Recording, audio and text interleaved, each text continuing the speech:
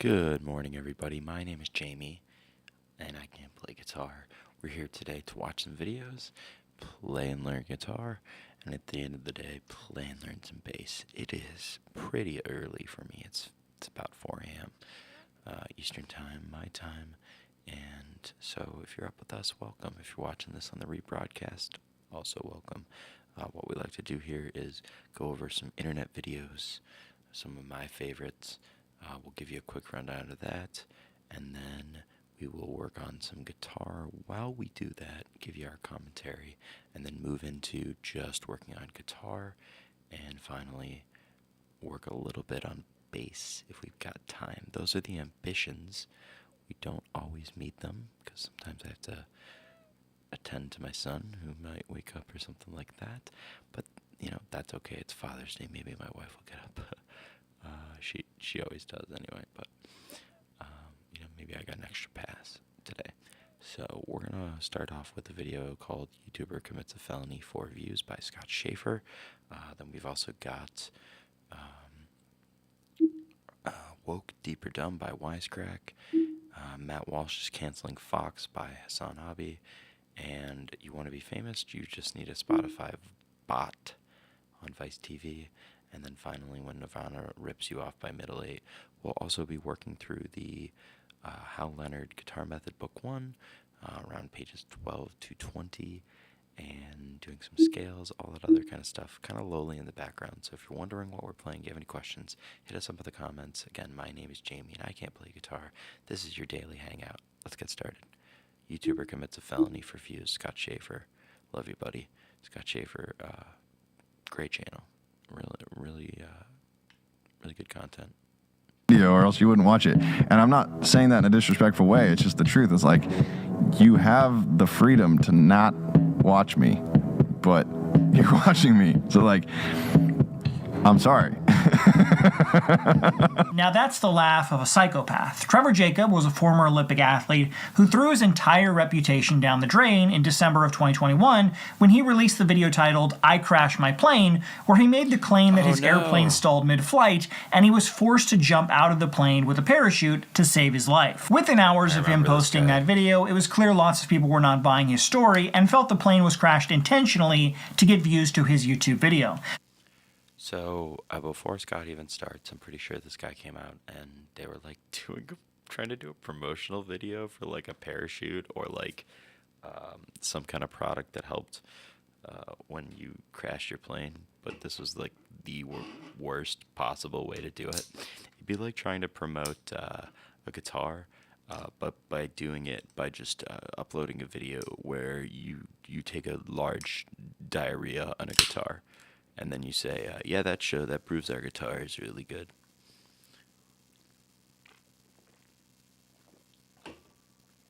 Those suspicions later proved accurate when the Department of Justice charged Trevor with intentionally crashing his plane, and in May of 2023, Trevor pleaded guilty. Once this was confirmed, many large channels who had been following the case posted about it, including Penguin ZO, who is a longtime aviation enthusiast who flies frequently, often calling it one of his favorite hobbies. Penguin ZO and other pilots were hurt. All right, so this guy's a Charlie fan. Let's go, Scott Schaefer. You my boy.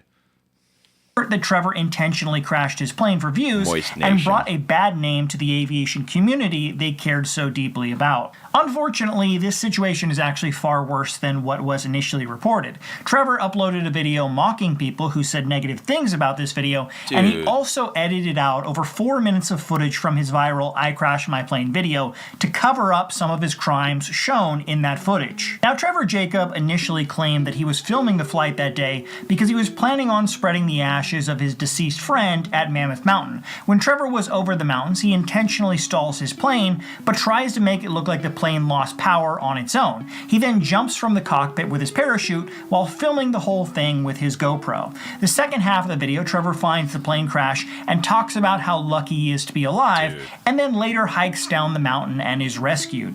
I guess I should probably document what's going on. I cut my finger pretty bad. Got my elbow. Dude, I've had worse injuries. I'm just so happy to be alive. I'm just kind of taking in what just happened. Like falling. Well, where the hell am I going to land a freaking plane? I'm going to die. That's why I always freaking fly with a parachute. No phone service. You have I'm a full climbing DSLR with you, literally dog. through the gnarliest freaking bushes. I got so much poison. With like a full camera kit. If we go back to this frame, I don't know if he'll point it out, but like No phone service. there's like a full shadow Taking in of what like just happened. a mirrorless or DSLR. Well, where the camera. hell There am we I go. gonna land a Yeah, right there. Where the hell are you gonna hold like a full-size camera, dog? freaking plane? I'm gonna die. That's why I always freaking fly with a parachute. No phone service. I'm climbing Always literally freaking through fly. Yeah, why the wouldn't you? gnarliest freaking bushes.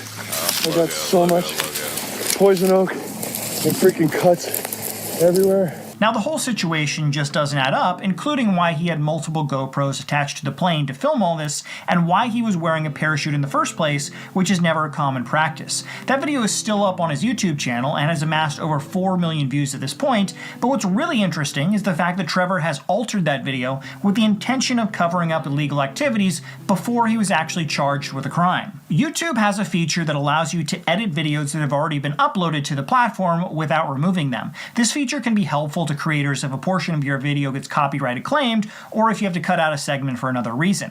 That appears to be exactly what Trevor Jacob did, because his original upload was 16 minutes and 41 seconds, and the live version of the video is now only 12 minutes and 47 seconds. That's super sneaky, man. Also, it's crazy how prominent the parachute is within the video, which they'll say again, like, at the very least, he would have had it in like the seat next to him. It's really uncommon to be wearing one unless the plane was like they're saying, like, unless you thought the plane was going to crash or you were intending to crash the plane. What a piece of shit. Obviously, hopefully I don't have to explain why that's illegal. You also can't legally on public, unless it's like Smash Up Derby or something, you can't, or like just like on your public property, or on your private property, you can't just crash a car in public either. So yeah, just not legal all around, super dangerous, especially crashing a plane. I can't imagine how they thought this would go, like what the meeting was between him and the parachute company that he was promoting or whatever he had. I gotta see what Scott says. I think it was a parachute company. I'll have a link to the Wayback Machine longer version of the video down below, but the portions of the video Trevor cut out happen at the start and at the very end of the video. The start of the video is actually an ad read for Ridge Wallet, who sponsored the video. After the backlash of people claiming the video was fake and Trevor being charged with an actual crime, Ridge Wallet wanted nothing to do with Trevor, and my suspicion is that they demanded the removal of the mention of Ridge Wallet from that video. On a side note, when Trevor pleaded guilty, he did admit that the reason for making the video was to get Trevor, an ad read for Ridge Wallet, the Wayback Machine longer version of the video down below, but the portions of the video Trevor cut out happen at the start and at the very end of the video. The start of the video is actually an ad read for Ridge Wallet, who sponsored the video. After the backlash of people claiming the video was fake and Trevor being charged with an actual crime, Ridge Wallet wanted nothing to do with Trevor, and my suspicion is that they demanded the removal of the mention of Ridge Wallet from that video.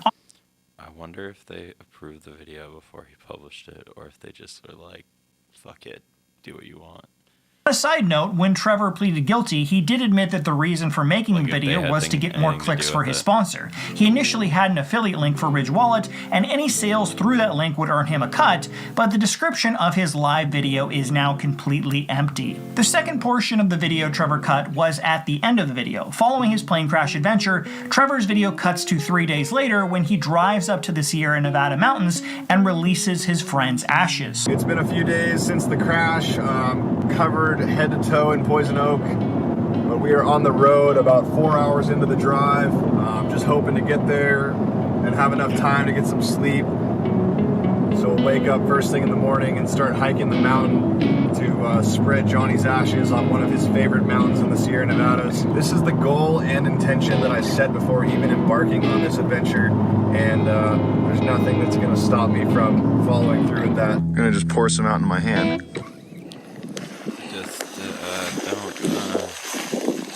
Don't. On a count of three to Johnny. Like ashes.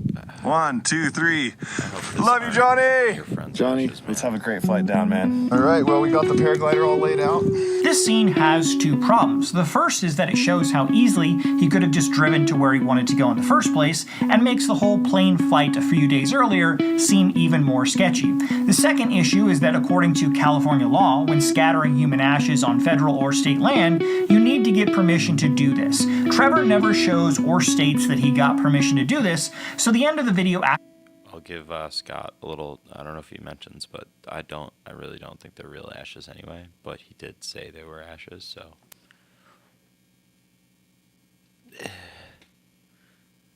actually shows him committing a crime, which is probably why he decided to cut it out once this video started to get massive traction. A few months after he posted his initial video, Trevor was loving all the attention it was getting and decided to post the video, "I lost my pilot's license." At this point, the FAA felt that Trevor acted inappropriately and asked for his pilot license back, but he wasn't formally charged with any crimes at this point. Trevor used this video to mock those who claimed he had done it on purpose, as well as to promote his new merch line to help him pay for lawyers' fees to fight any legal battles that arose because of this issue. Gotta send in my pilot's license.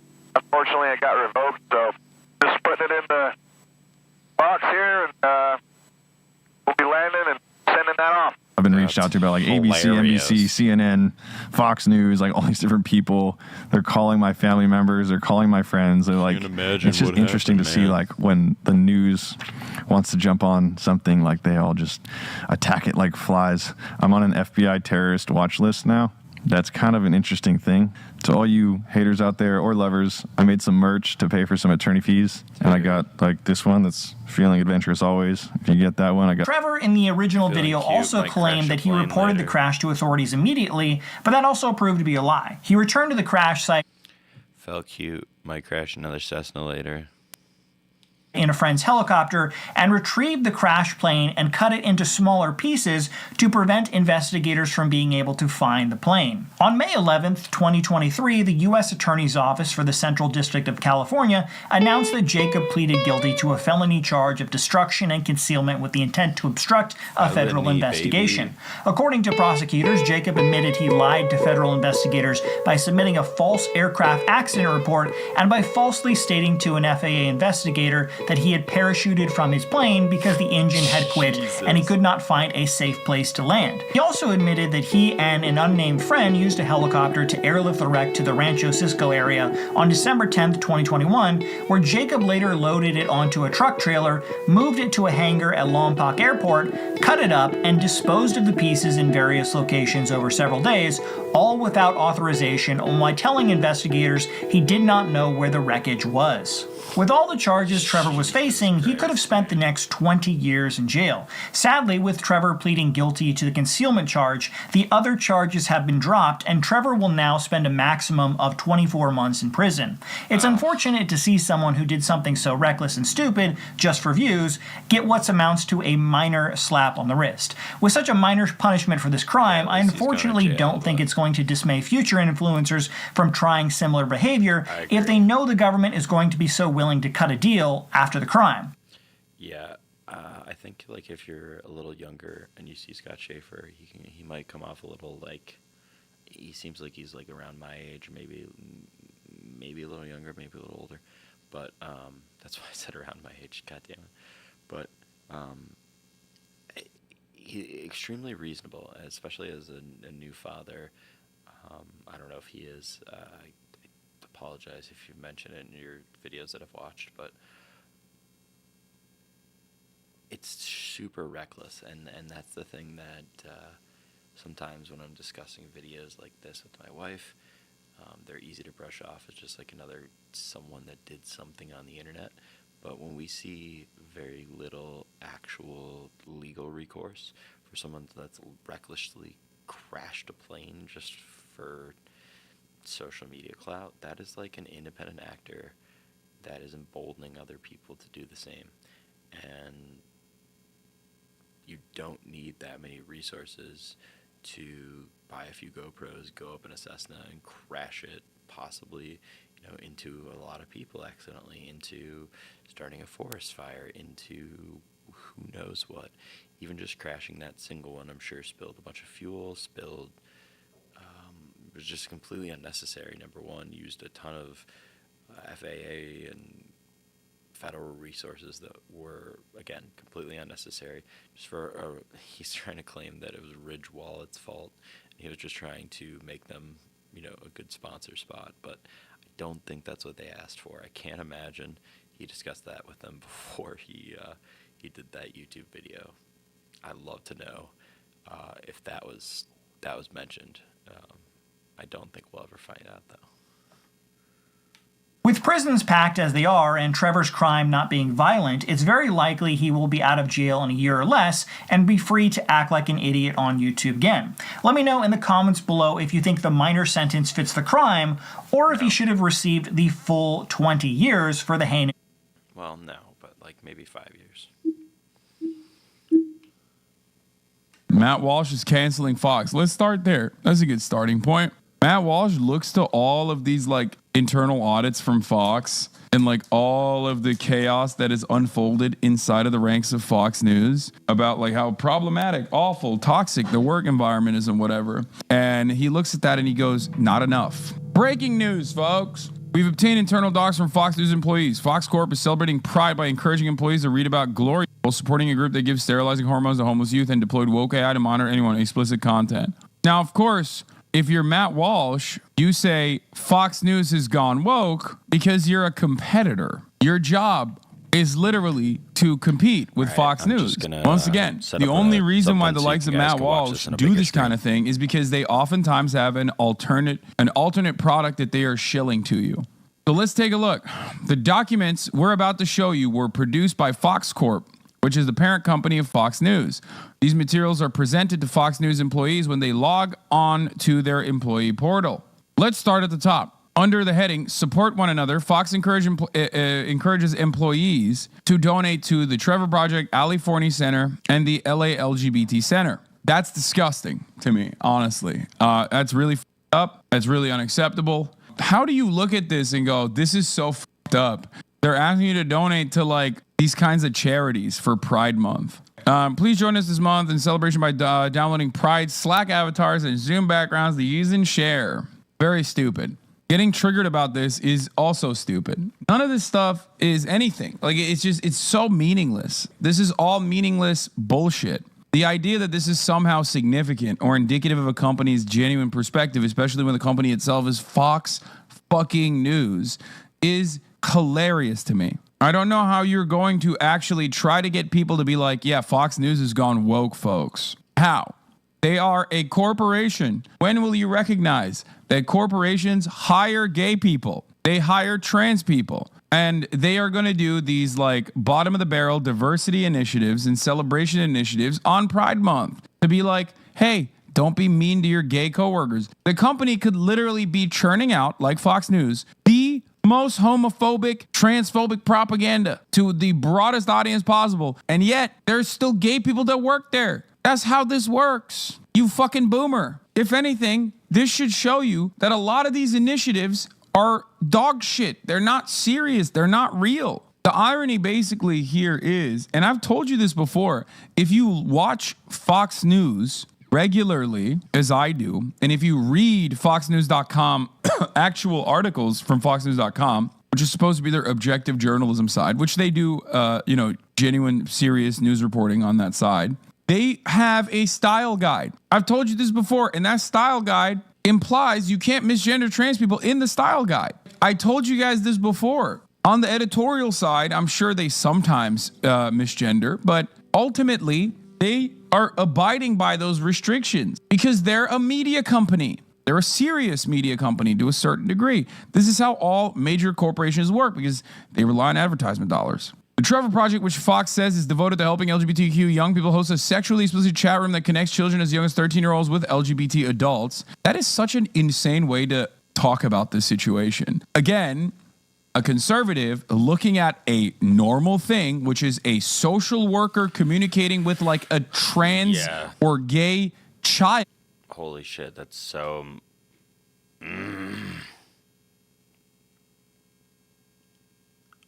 If you're new to the broadcast, I'm someone who gets heated about equality. I'm someone who has struggled with mental health issues and thinks that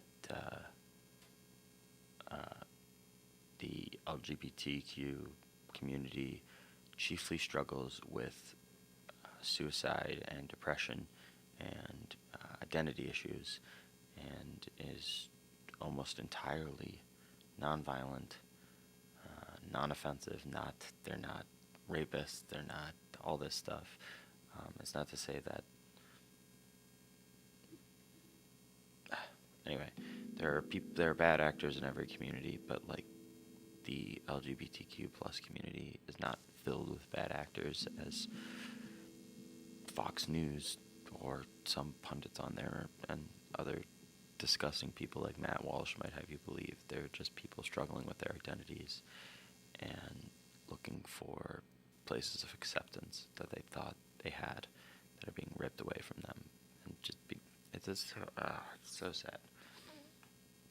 That their fucking dipshit parents have abandoned or abused, and trying to claim that like a social worker having a conversation with an abuse victim, a childhood abuse victim, is actually somehow this creepy, nefarious thing. No, dog. It's the parents that are at fault here. They are the weird, creepy, gross ones. But of course, if you rob the nuance and context of anything, as conservatives are very fond of doing, you can describe anything like this. Claiming that the Trevor Project is connecting young LGBTQ people with like LGBTQ adults is like saying that your pediatric doctor is there only to touch you. It's like, oh, this place called the hospital is where adults come and touch your child's body, sometimes naked body, and then they take a fucking scalpel in really severe circumstances and cut your child's body up. That's right. It's really fucked up. We gotta stop it. And it's like, bro, you're not a caveman. What the fuck are you talking about? The Ali Forney Center, which Fox praised for rescuing homeless LGBT youth, appears to admit on Twitter and his website that it injects these homeless young people with cross-sex hormones, which are known to cause sterilization. For the record, we know Matt Walsh wants to kill trans people, and he definitely does not give a shit about homeless people. So what's it to you? Okay, shut the fuck up. Again, describing the situation like it's not voluntary.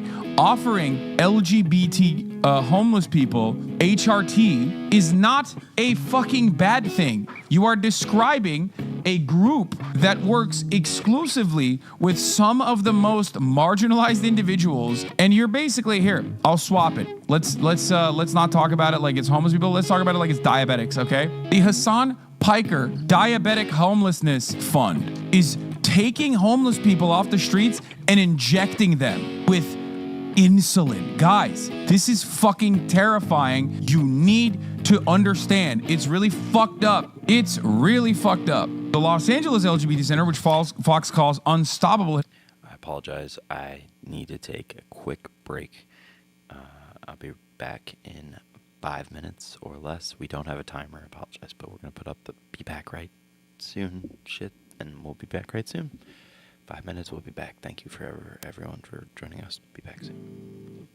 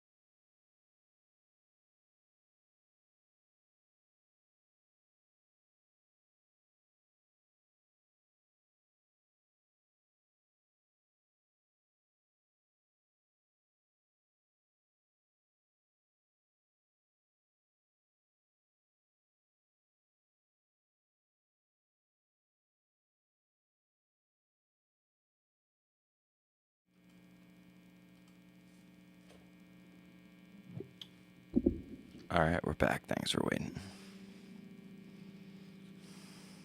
All right, back to Matt Walsh's canceling Fox. I don't know how far we're gonna get into this. Hassan is kind of.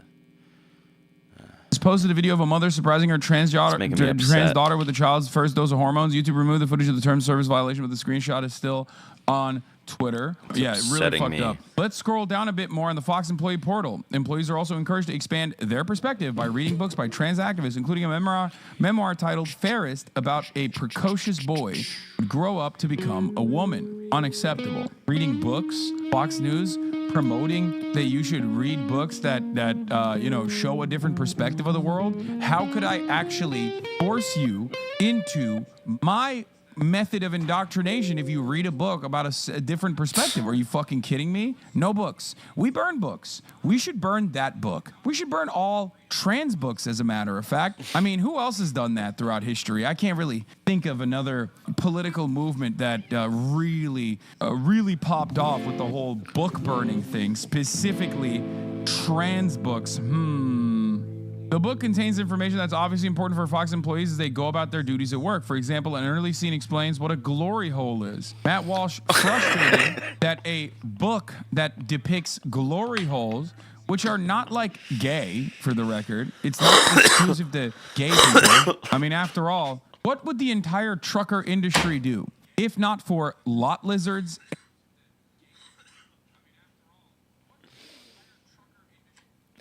Dog. He's just roasting him so fucking hard. Sorry, I got my chat up here and watching the stream back, but sorry, the sound is on. Glory holes. Yeah, glory holes aren't specifically gay. Like, and glory holes. The glory holes power the entire nation's logistics. And you're over here talking about it like it's some gay shit. How would you get your dumbass fucking eggs if it weren't for the truckers that ship them all around the fucking continent, making pit stops at truck stops where they get their shit sucked off by a lot lizard? Dog. Shut the fuck up, Matt Walsh. The Fox-endorsed book also details the author's graphic description of having a cock in his mouth. Oh, God. A book for adults. Oh, no. You mean to tell me that this book that is being promoted to adults at Fox News has a graphic depiction? Like, I'm an ally, right? I'm not. I hate that term. Sorry. I'm a foe. But, like, I fake it for clout, because everybody loves trans people, obviously. I don't even know about this fucking book. I don't know about this book. Matt Walsh knows about the book and read all the parts that have, like, all of the fucking, sex stuff in it. So he could be like, oh, I hate it. Oh, I'm so upset. There's all dick the sucking parts going on. Yeah, Matt Walsh is about to see a sissy right hypno to the sex parts. Porn and just fucking have an aneurysm. Another book that Fox leadership encourages its employees to read, Red, White, and Royal Blue, is about a fictional gay relationship between the Prince of Wales and the president's son. It contains the dialogue calling America a genocidal empire. Red, White, and Royal You're Blue. such That's a fucking bitch. hilarious. You're such a bitch. You're mad at fiction. You're not a 14-year-old queer teenager on Twitter in a stand-up, okay? What are you doing? This is literally creepy-ass, gross-ass, sweaty, smelly fucking adults doing the exact same nonsensical bullshit Sweaty that and I rip smelly into adults. when members of the ostensibly left, radlibs, and femcells and all these other fucking liberals on Twitter, they get mad at like fiction. They get mad at works of art. They're like, whoa, this has a message that I don't agree with. Oh my fucking God. They have literally started getting mad. This is like one step removed from just weaponizing the term problematic. Explain to me how this is not the same bullshit that supposedly SJWs do. God, they're so fucking annoying. Oh my God, I hate it. Everyone is a fucking woke skull, dude. They looked at like some of the worst aspects of like the online liberal and leftist sphere and we're like, let's do that ourselves. Let's be just as fucking annoying. The book, which Fox suggests will expand your perspective, also quickly devolves into gay erotica. I wonder how many times this fucking piece of shit came when he was reading this. Fox leadership he was just so horny the whole time. Pick out books for his adult employees. It's so they sexual, also I suggested couldn't a help bright myself while rainbow-filled reading book it. with a character who comes out as a unicorn, presumably symbolizing coming out as gay.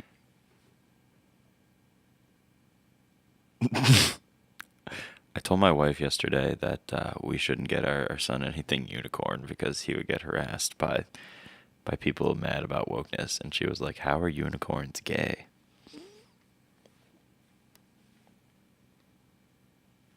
Transgender. Rainbows. That's so funny. He couldn't It's all find anything connected. fucked up in this book, so he had to literally just say it as is, and he's just still mad at this. They're making kids read books where frogs are talking. That's not real.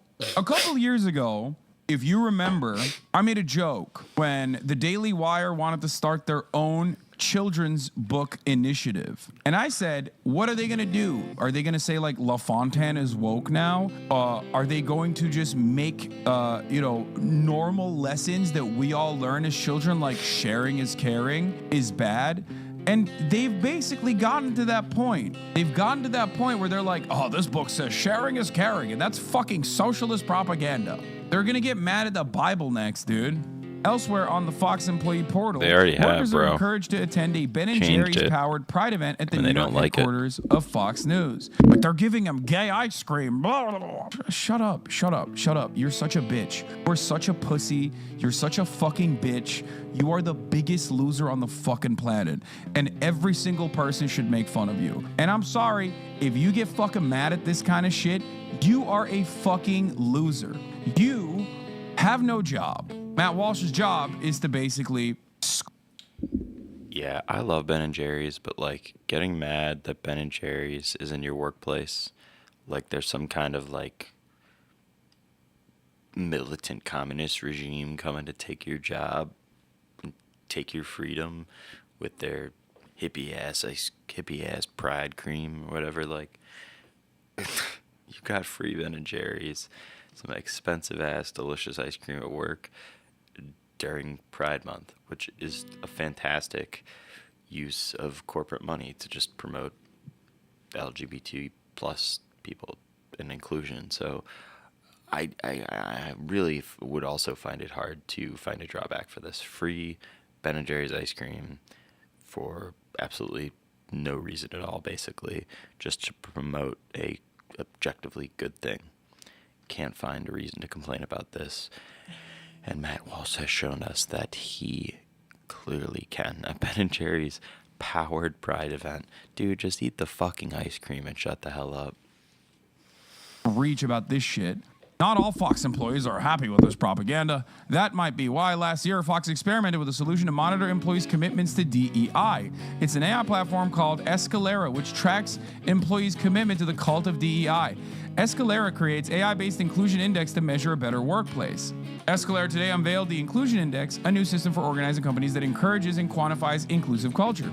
Using organizational analytics, the Inclusion Index is aimed at real-time measurement of companies' diversity and inclusion efforts. It also offers solutions and actionable steps to improve a company's inclusiveness. With unrest from police killings of unarmed black men and the Black Lives Matter movement, companies are saying they want to meaningfully improve their diversity and inclusion. That's pretty cool. No, it's not, dude. No, this shit sucks in like 700 different ways. And no, it's not like I suspect that this is greatly exaggerated, and it probably is just like, it probably just basically says like, do diversity initiatives and hire these guys to do like some kind of DEI meetup or something once a month. But I am not in favor of any kind of like AI initiative that like tracks or monitors workers' behavior. Obviously, this probably doesn't do that, but ultimately they probably show you a fucking PowerPoint, okay, about like not being mean to black people. Fox leadership told employees to sign up for Escalera right. so that the AI could help them engage in activities that will Not deepen like their the worst understanding thing ever, of but identity pretty and big explore waste more of money. nuanced D&I concepts. Yeah, this is it. This is literally it. This is basically every corporation I work for has a DEI initiative that speaks about diversity and race and bias, yet nothing substantial is done, and most people in positions of power are just old white guys. Exactly. Yep. Every company I've worked those for has been owned motherfuckers by aren't getting the old DEI white guy. initiatives. They're not getting the DEI seminars, too. 90% of them. Escalera says it pulls in data from various sources, including the email and payroll systems. It generates a peer comfort index and a diversity index. Worked for Tops. Old white guy owns that. Or a bunch of old white guys. I worked for multiple small businesses that regular white guys owned. I work for a white guy now. He's like my age though, so he's not an old white guy.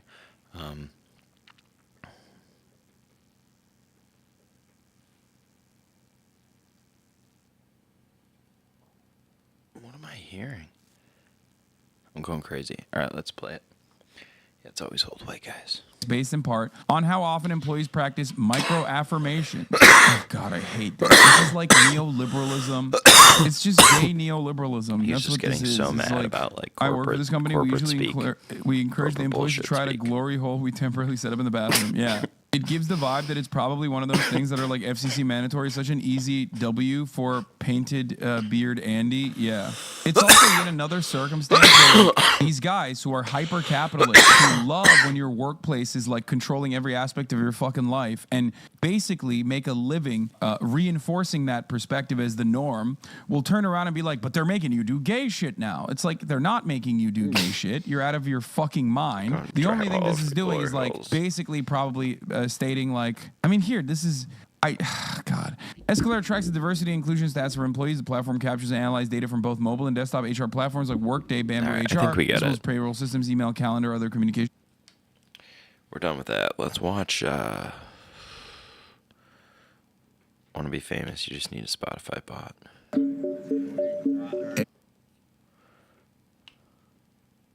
These artists are on these streaming forums. They are on these streaming platforms. Even from a guy like a J. Cole that say how many artists got streams from these bots. They not as hot as they seem. Well, J. Cole is a part of that system as well, and he don't even know it. The major labels are running these streaming forums. They running these streaming numbers. They running these setups. All right? We in a major industry, and that industry is ran by a machine. This shit the Matrix. And I'm Neo. Everyone in the hood has a hot verse, but the chances of making it big are slim to none. Chad's a computer genius who went from a total unknown to a chart-topping artist in just a few months' time with the help of a cheat code known as bots. Bots are computer programs that are designed to act like humans online, only lightning fast and far more efficient. Some people use bots to buy up high-demand products, jack up the price, and resell them for a big profit. Others program bots to rack up fake streams on Spotify or generate likes and comments on their social media pages to appear more successful than they really are. The lines are so blurred between legitimate business and these fraudulent schemes that you can't really tell which is which. You ever tried to buy tickets to a concert and it instantly said sold out? Or have trouble finding the hottest pair of sneakers? Well, that's because a bot beat you to the punch. You'll end up buying those same tickets or sneakers on the resale market at premium price from the same people running those bots. And most online consumers are clueless to this type of manipulation, especially in the music industry. Yes, sir. I'm the big, said the big home. I got racks on what it is. They know what it is. I'm the big homie. Fetty, what it do, my nigga? I said life is big.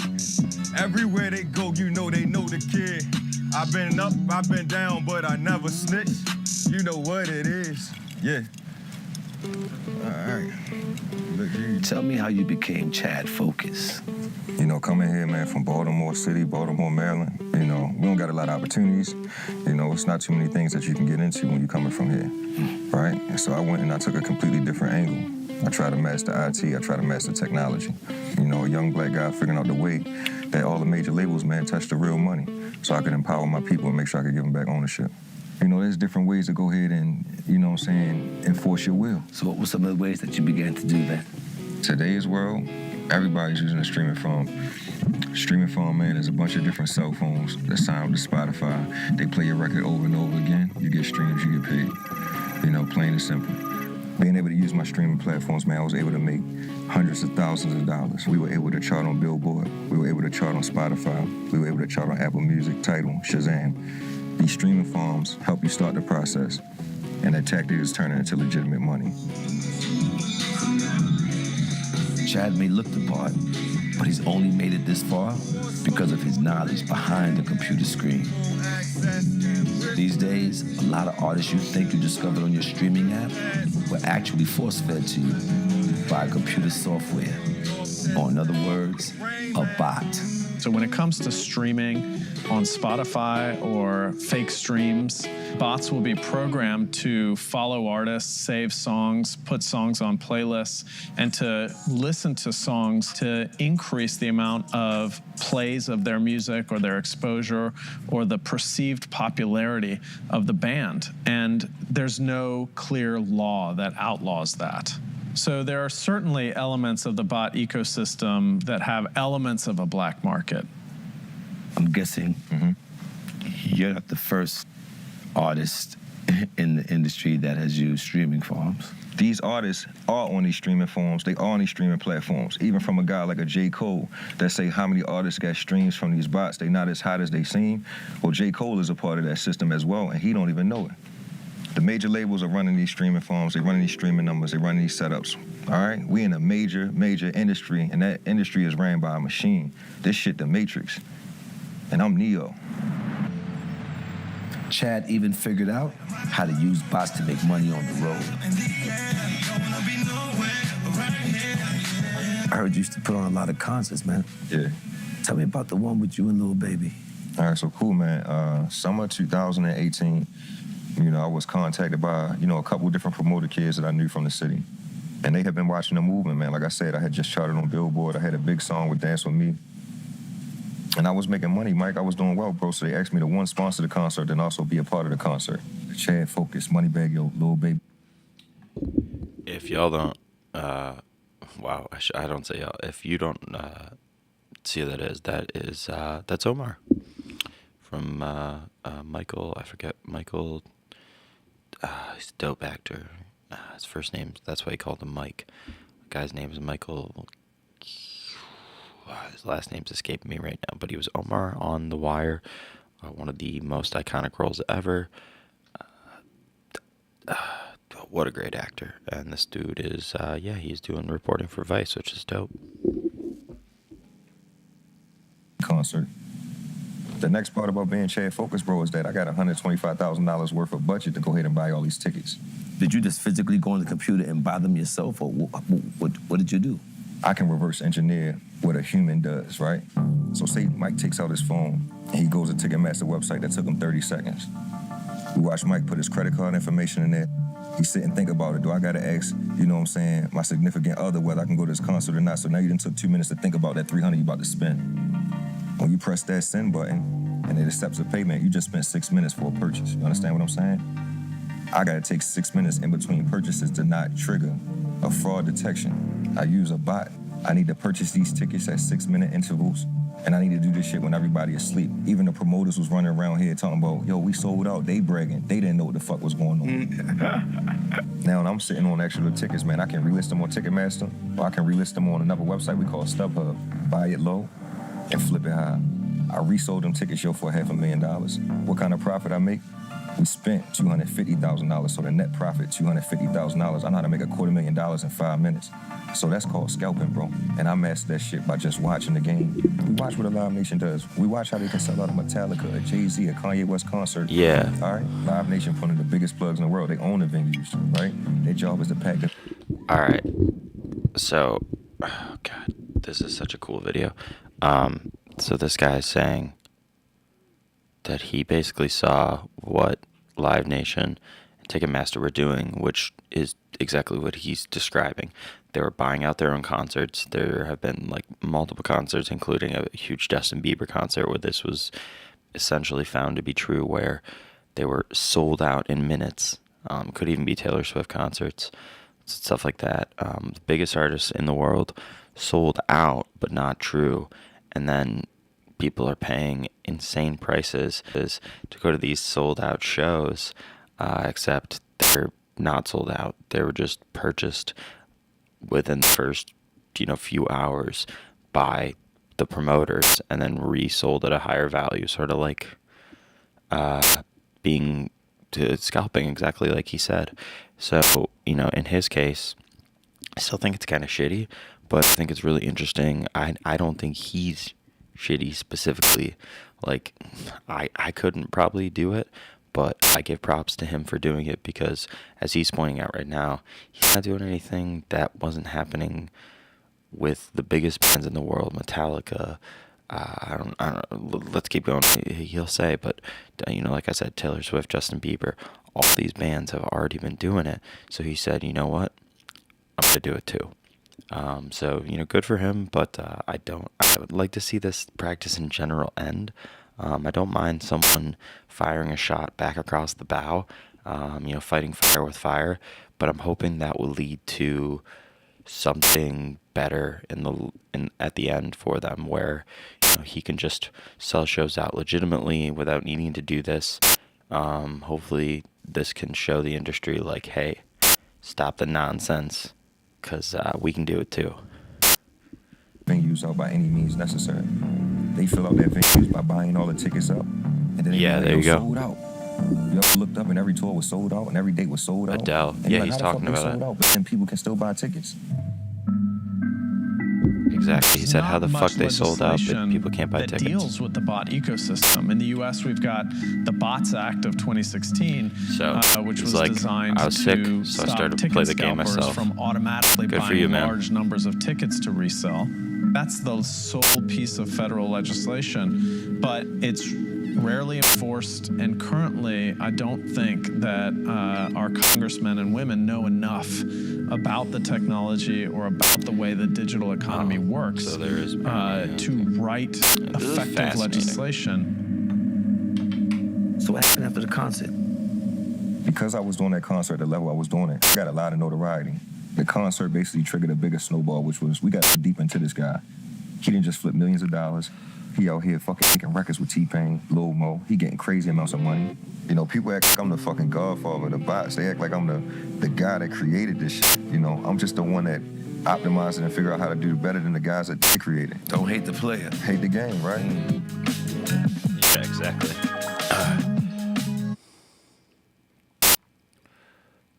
Vice TV. All right, well, we're going to take a look. I might actually end up seeing if there's some more shows on here.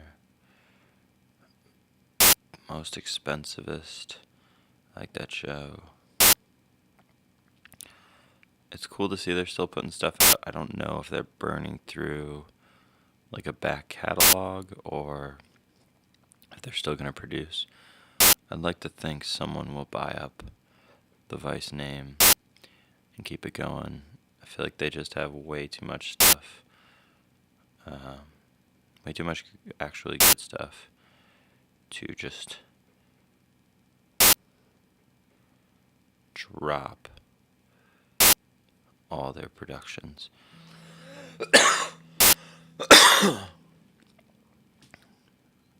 Black Market. Okay.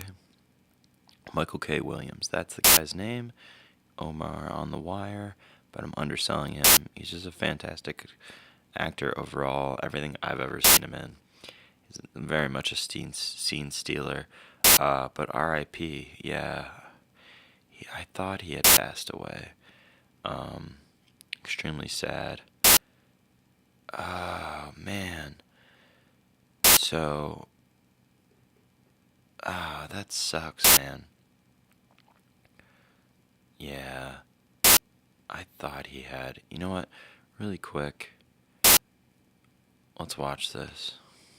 Remembering Michael K. Williams. When I think about my brother, Michael Kenneth Williams. When I think about Michael K. Williams, I think of Michael. I think of What a Mike. guy. Words to describe Mike. To describe him. Love. He loved everybody. Knowledge, wisdom, and understanding. Spiritual. Perseverance. Complicated. The way in which light and darkness flowed through that guy. I was at his funeral. The pastor said Mike was a wounded healer. Powerful. He was so calculated in the things that he did, the people that he spoke to, the people that he brought together. He made me realize that there's power in everything that you do. Funny. Man, he's a funny dude, man. Mike was a joy to be around. From the way he dressed to the music he listened to, everything about him was classic. A lot of producers on this show. Style, for sure. Dancer. My brother. Black. Like he showed that a lot. Fearless. He would walk into any type of story, stand in the middle of it, rip it up, look at all of the pieces to be able to put it together and tell it through his voice, but through the community's perspective. That's dope. And I think that that's love. Like, I think one of the takeaways right here is like the reason why some of these shows were actually like possibly even worked was because of Michael K. Williams, because you have this incredible person, it sounds like, and he's also, you know, I don't know how to say it, like doing something he really doesn't need to be doing. You know, he's doing journalism when he could just be making more movies and TV, taking it easy. But he's doing some Anthony Bourdain or even harder style journalism, and really connecting with people and telling extremely interesting stories. Like, I just was captivated by the last video. So a huge bummer to find out. Yeah, I forgot about that. Let's keep going. Forgot he was gone. R.I.P. man. he is love. I don't think you can summarize Mike in one word. I don't think you can do it in one sentence, one statement. He was too big of a human being. He was Mike. Oh, Mike, yeah. Yeah.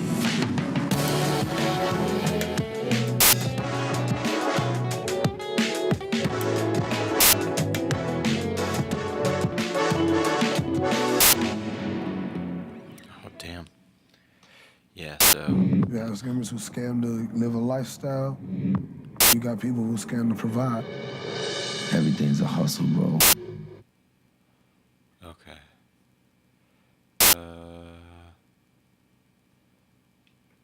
So that's awesome. We'll definitely watch more of that in the upcoming streams. Let's do When Nirvana Rips You Off Middle 8. We all know Nirvana, right? The band is credited with bringing alternative rock to the mainstream. Suddenly, major labels were searching for any group that could replicate the raw energy and melodic sensibility that made Nirvana so popular. One of the reasons why Smells Like Teen Spirit was so successful and impactful was its relatability. The song resonated with a generation who were feeling disillusioned and lost, trying to find their way in the world. This relatability helped the song connect with a wide audience and became a defining anthem for a generation. But it was the song's measured yet frenetic delivery, coupled with its mellow and upbeat melody, that struck just the right balance for radio stations to air it and for the wider audience to latch onto it. And it's because the boys of Nirvana had mastered extreme dynamics, where a song's verses would be quieter in favor of noisier, explosive chords.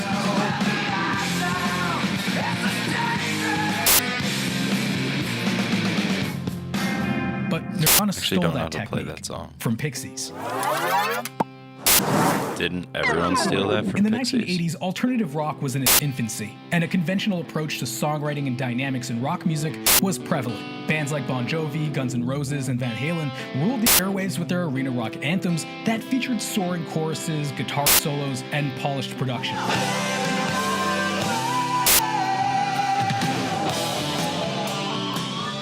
The emphasis was on creating a commercially viable sound that could fill stadiums and sell millions of records. In contrast, alternative rock was characterized by its rejection of this approach, favoring a more stripped-down, raw sound that emphasized melody and experimentation.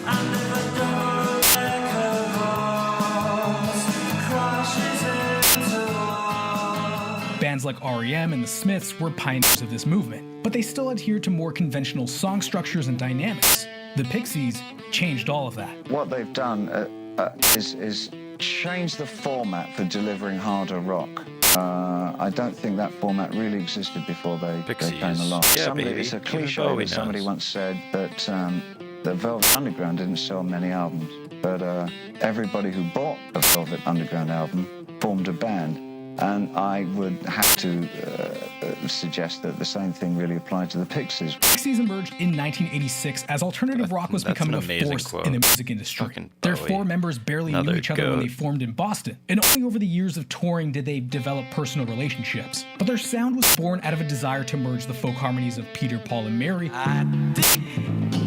rock and roll music and love to get the chance to play and sing it. With the punk energy of Husker Du.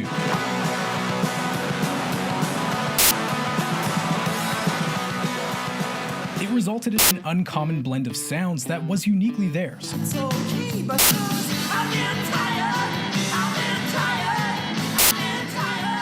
With the help of Steve Albini's masterful production, Pixies' full-length debut, Surfer Rosa, completely revolutionized alternative rock as we know it. The album featured a mix of soft melodic verses and explosive abrasive choruses. Your bones got a little machine.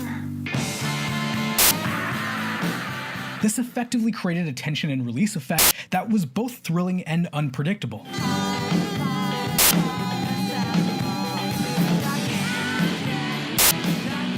Even when their follow-up Doolittle showcased a more polished pop-influenced sound, those dynamics remained. Besides, like, where is my mind?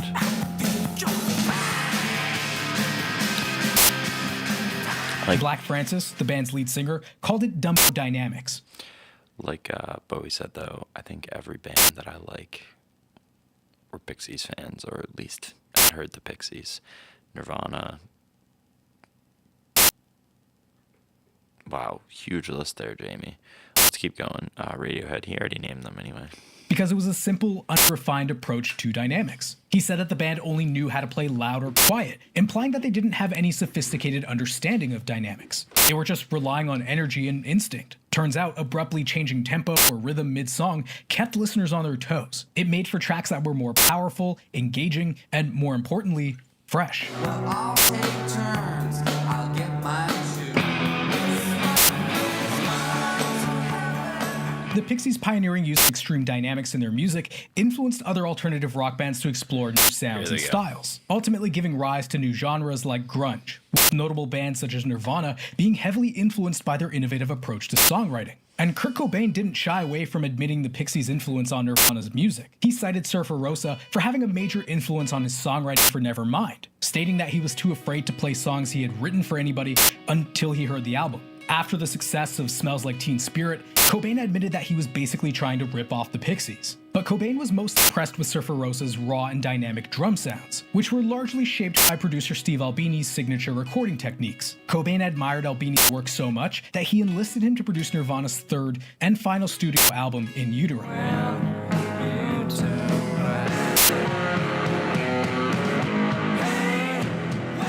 According to Billy Corgan of the Smashing Pumpkins, Surfer Rosa was a game-changing album that blew him away. He too praised the album's drum sound and revealed that the Smashing Pumpkins used to study it for its technical elements. You see, Albini is the real unsung hero of the Pixies' classic sound. His recording and production methods refused to sugarcoat a band's rougher sounds, leaving room for accidents and mistakes. And it was this abrasive edge that gave Surfer Rosa its raw intensity.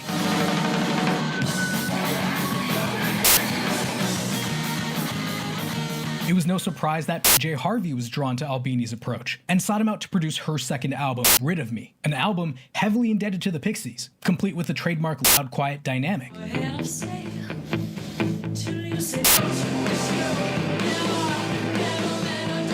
same year, Radiohead's most popular song, Creep, had its roots firmly planted in the Pixies' approach, with an unsettling verse that erupts into a loud, menacing chorus. So fucking special. Fucking hate this song. But I'm a creep. The Pixies' influence was clearly evident in Weezer's first few entries, with frontman Rivers Cuomo admitting that the band was one of his major inspirations during his formative years in LA.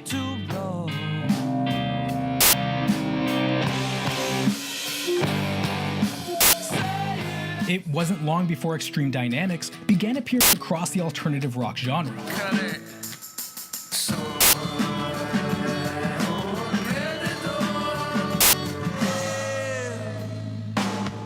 Black hole sun, won't you come?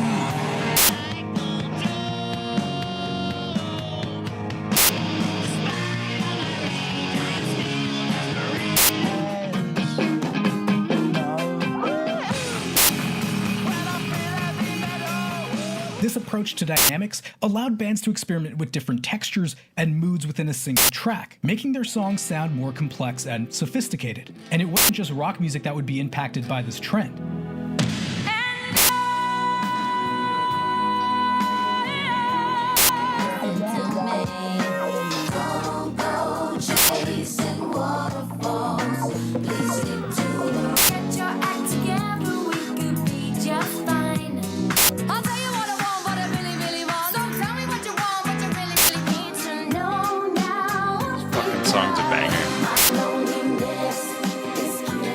Pixies would become one of the most influential bands of their time, but they never quite achieved the same level of mainstream success as some of their peers. While their music mainly found success in the UK and Europe, they never really took off in America. Their sound may have been a bit too quirky for the mainstream. By 1992, tensions within the band grew, and they called it quits just as the mainstream was starting to embrace alternative rock. Their final album was essentially a solo project. Only after their disbandment did the Pixies become legendary. Doolittle kept selling solidly for 20 years, and their music gained a new audience when Where Is My Mind appeared at the end of Fight Club. That's it. Everything's gonna be fine.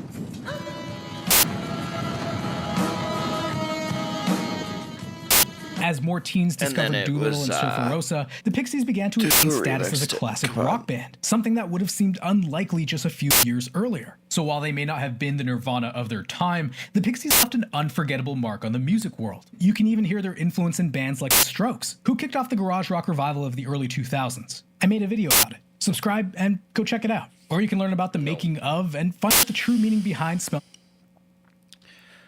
Alright, and then we got the last video, Woke Deeper Dumb by Wisecrack. Let's do it. This video is brought to you by Masterworks.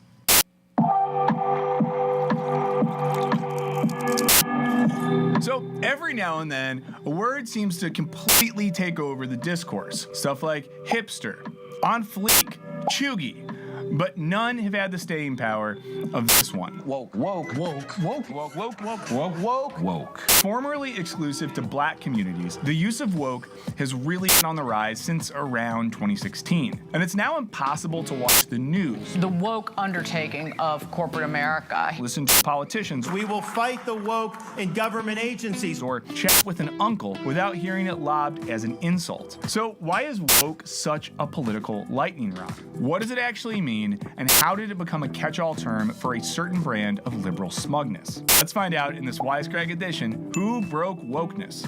But before we get into it, I wanted to ask if you've noticed that in addition to collectively setting back our country, anti-woke crusaders are even hurting their own neighbors? Because while we don't care that much about temporary dips in the stock of Anheuser-Busch, it's really killer for people who own smaller stores and mid-level distributors, businesses which are often family-owned. That's more financial problems for regular people during a historically bad year. Even Bud Light going on sale can't help that our collective savings taking losses in the trillions. So it may feel like every area of the economy is nosediving, but I learned that that's actually not the case. In fact, some markets are seen as stores of wealth during times like these, like the art market, which is past even pre-pandemic levels. Bank of America believes that high net worth investors will continue to buy art despite larger economic concerns. And Morgan Stanley says the value of investment-grade art is less affected by market conditions. That's why today's sponsor, Masterworks, has put this market to work for us. No price tag or art degree necessary. In fact, in each of their 13 exits to date, Masterworks delivered a positive net return to their users. And the process is pretty simple.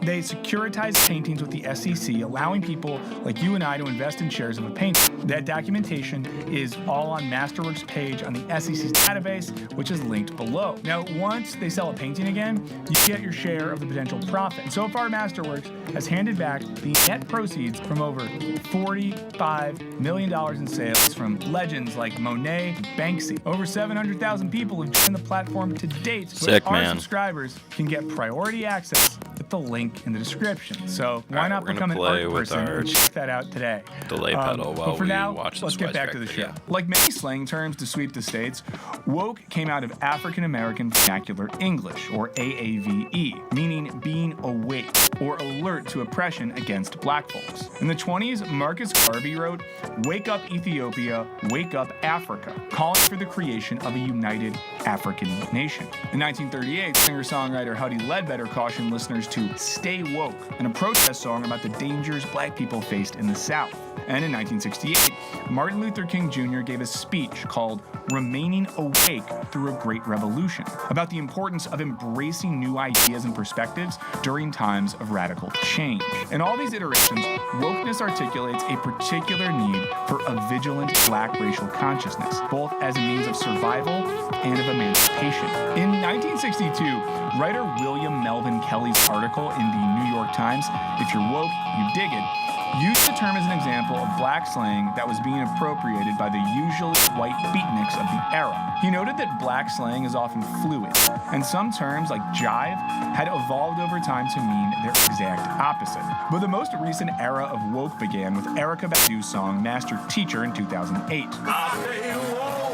Stay woke became an increasingly common refrain on Black Twitter and bubbled to the forefront of the lexicon with the rise of the Black Lives Matter movement in 2013. According to scholar Carl Rhodes, wokeness describes politically switched on, community-led, and solidarity-based political practice, defined by having awareness about and taking action against the oppression of black people, especially by the police. But of course, like any buzzword that gains popularity online, it took like 5 minutes for woke's meaning to collapse in on itself. By 2015, the clickbait-happy BuzzFeed published an article about Orange is the New Black actor Matt McCory that called him so bae and so woke. Reading those words out loud made me feel so bad. Around 2016, according to linguist Tony Thorne, it also developed its ironic meaning to make fun of latte-slurping Prius progressives who wielded their wokeness to scold and judge others. Now, in these cases, woke was more about liberals having the right opinions on various cultural and social matters than it was about raising critical awareness of systemic issues. Right-wing politicians and pundits seized on the term as a way to belittle their opponents. You know what woke means? It means you're a loser. There's something inevitable about this whole cycle. Writer Elijah Wilson sums it up, saying, like anything created by black people, the phrase was appropriated by the masses, transformed into a trend term before ultimately mutating into a meme and becoming a form of irony. Even Badu recently said that the word doesn't belong to us anymore. Indeed, what regained prominence in Badu's song, and again in 2016 via Childish Gambino, has become the go-to response on the right whenever they're asked to pinpoint the root of all of society's problems. He's against the woke, against wokeness. And now he's pushing the idea of some kind of, quote, woke mind virus. So how did woke go from describing black consciousness to describing the oppression of traditional middle-class white culture, which I guess is mayonnaise? I don't know what traditional middle-class white culture is. Mayonnaise, church, watching CBS crime dramas, loveless marriages, things of that nature. To understand that, we need to look to corporate America, which, as it does with any countercultural movement, quickly incorporated wokeness into what Rhodes called woke capitalism in his book of the same name. This, as Rhodes tells it, started in the 1950s, when the business world became fixated on corporate responsibility, i.e. they attempted to answer the question, what do corporations owe society on a moral level? Now, before you think these were bleeding hearts and suits, it's important to note the corporate responsibility movement was, from its earliest days, explicitly about self-interest. Its earliest advocates argued that if businesses behaved morally, the government would be less likely to intervene in or regulate their practices. Rhodes writes, businesses taking on social responsibility was primarily a defensive tactic to ward off what was seen as a real threat of socialism. Now, fast forward to the shitty 1970s economy, and then the rise of neoliberalism in the 80s, and the guiding ethos of corporate America became the shareholder value movement. This was the idea that the primary purpose of any business was to maximize profit for its shareholders. It was accompanied by things like corporate raiding of smaller companies and soaring pay packages for execs who were good little profit maximizing boys and only sometimes were complete psychos. Interestingly, throughout the 80s and 90s, the idea of corporate social responsibility, CSR, took off, but only insofar as acts of social responsibility helped the shareholders' bottom line, often by generating positive publicity. Starbucks offered free tuition programs for employees. Companies like IKEA and Nike pledged to crack down on child labor in their supply chain, and Chevron employees saved endangered butterflies. They saved endangered butterflies, and they made a bunch of gas.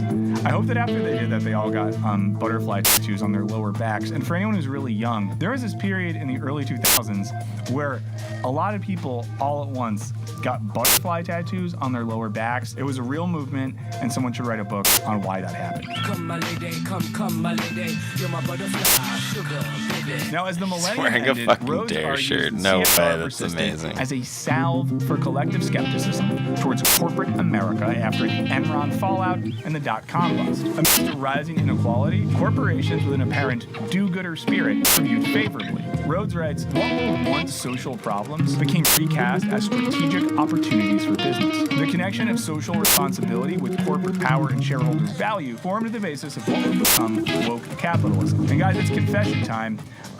Your buddy Michael got caught up in this in 2003 when I paid extra for a Motorola Razr flip phone that was from U2's Red campaign because it was going to help end AIDS in Africa. If you're from Motorola, let me know in the comments. Nah, it's just cooler because it was red. Capitalism is interesting because it came to fruition in an era directly following about 40 years of shareholder value maximizing and rapidly increasing income inequality. Today, Warren Buffett, Bill Gates, and Jeff Bezos have as much personal wealth as the bottom 50% of Americans. Philosopher Frederick Gross classifies the present as an age of indecency, i.e. inequality so disgusting he needed a new term for it. According to Rhodes, today corporations seek a moral justification for their existence, positioning themselves as the saviors of the exploitative inequality-generating systems they produced. Woke capitalism is that moral justification, an attempt to bathe business in an ethical glow, so that the excesses of inequality it has produced don't create an angry mob hell-bent on destroying it. Now, this is sometimes called woke washing. I like the way that greenwashing is used to describe posturing as environmentally aware. Think about stuff like the infamous Kendall Jenner Pepsi commercial, which somehow argues that Antifa and the police would all get along if they just hung out and drank a cold Pepsi. Well, also, yeah. Here's someone who, if you have the option to drink a Coke or Pepsi product, choose Pepsi. In the comments, let us know. Come on. I've never seen a person drink Don't Pepsi. do I don't know this. who's drinking Pepsi. I want to know if you're drinking Pepsi. But according to Rhodes, Not there's like a no pretty one big drinks problem with just this. Coke or just Specifically, Pepsi. woke washing represents corporate America's staggering intrusion from the economic realm into the political, and from the private into the public. This, he argues, undermines democracy, given that democracy is predicated on the equal political power of each citizen. At the same time, the very wealthiest Americans have become more sophisticated than ever at evading taxes, i.e. avoiding their responsibility. I'm definitely not gonna make it to the base section of the stream today, but I wanted to thank everyone for coming. Appreciate it if you're watching afterwards.